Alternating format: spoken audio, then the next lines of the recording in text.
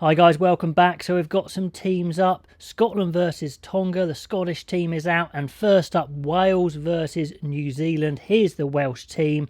Can they do it? Can they finally beat New Zealand for 70 odd years? Well, it's a tough ask. They've got loads of injuries. Players not available because it's not in the official World Rugby international window. And, I don't really like games outside the window because otherwise, what's the window for? But I think this year, because of the exceptional circumstances, because, unions really need to make some money back, I'm not too fussed about it this time round. What a great game. New Zealand at home. However, for Wales, this is as tough as it gets because they're without so many players. Starting team is still pretty strong. Bench, not so sure about. Let's have a little look through it. Front row and the second row. Now, that's an area that is first choice. Wyn Jones, Owens and Francis. Really big, strong, scrummaging, set-piece front row. Big ball carriers. Then with the weight of Beard, Alwyn Jones in behind. They can slog all day.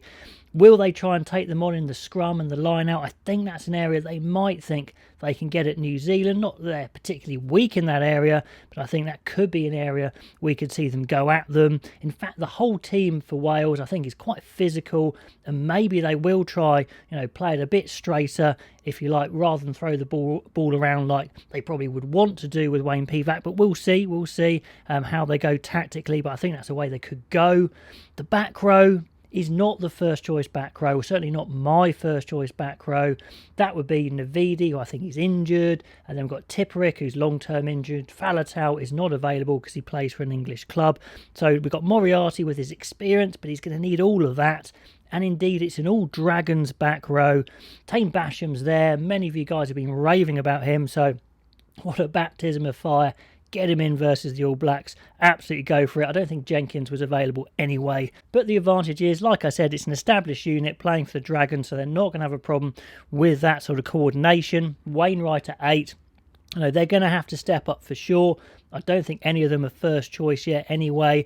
Into the halfbacks, Thomas Williams does indeed get the nod over Gareth Davis. It's the way round I would have it. Let's see if they will stay that way after this game.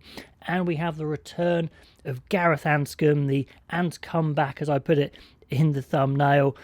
He's only been playing back for his club for a little bit of time, but he's been playing really well.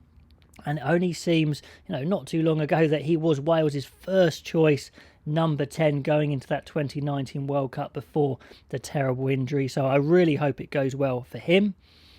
Into the centres. Now, I think there might have been a last-minute change there. Halaholo, I'm pretty sure would have been starting. Maybe not, but I think so. Johnny Williams comes into 12, which is probably Jonathan Davis's slot, but he goes to 13.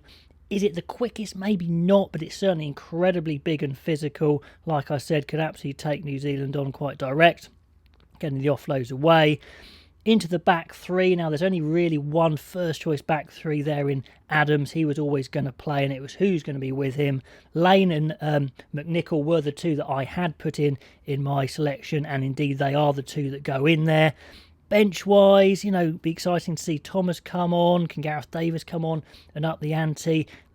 But I think it is going to be a fair bit weaker than the New Zealand team for sure on the bench. So they've got to stay close for me. They've got to hang in there. Wales are so good mentally, hanging tough. Keep that score close and you never know what could happen. Can they get the edge in the set piece? But we know if New Zealand get a sniff, even just from a counter-attack, a poor kick, they can score sometimes within seconds at will.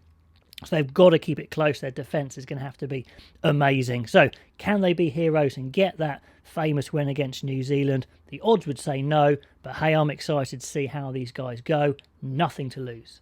Then let's have a look at this Scottish team. They haven't played for ages. It's pretty much not so much a Scottish team as an Edinburgh and Glasgow representative team, because that's all the players they've got available. Not being in the window, can't select those English-based players, which does dent them a bit. However, against Tonga, I think it's kind of the perfect game. They're a good team, Tonga, but I don't think they're the best team, and I don't think they've got their best side out either. So it's going to be a really good workout.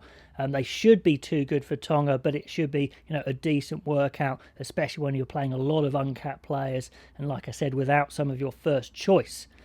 Front row wise, Showman is indeed in. He is uncapped, but he's ready to rock and roll, like I've said before. A South African born, but surely he's got Rugby World Cup squad written all over him, in my opinion.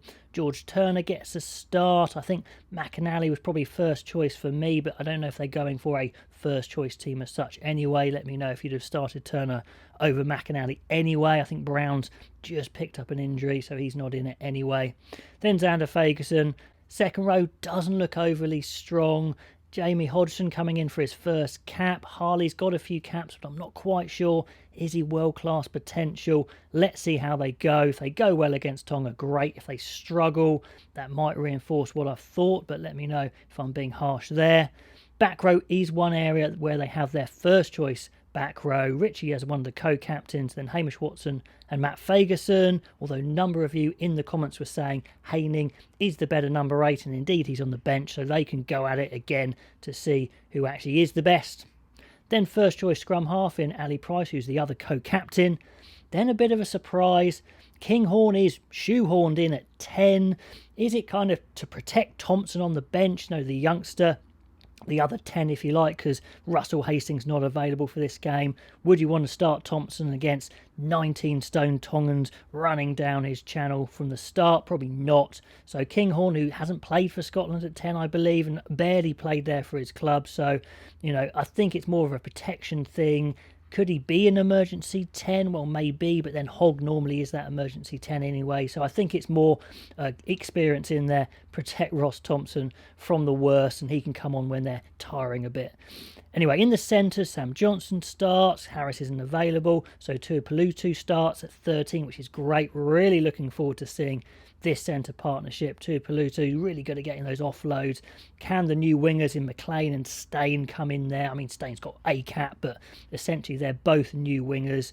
Darcy Graham into 15. Probably wouldn't be playing him there as a first choice, but in this game I don't think it's a problem at all. Indeed, if they do kick a lot to Darcy Graham, I think that's absolutely fine in this game. They probably want Tonga to kick and not run at them anyway, so don't see that as a problem. Then the bench, as we see there, McInally, Batty, Kebble, Sykes and Crosby. Crosby, very exciting back row talent. Haining there as well, making it a 6 forward bench with the 2 backs just being the young half-backs. Dobby and Thompson hopefully come on together. Maybe they are the future for 9 and 10 at some point. Anyway, guys, let me know how you think these games are going to go. I think Scotland are going to be too strong for Tonga. It's going to be quite a high-scoring game, I imagine. New Zealand and Wales, how they go would be fascinating to see. I just hope Wales can keep the score close so it's competitive all the way through. But if New Zealand run away with the scoreboard at half-time, could spoil it a bit, but hey. But fingers crossed Wales can have a really good crack at this. Let me know what you think of the teams and what's going to happen, and I'll catch you next time.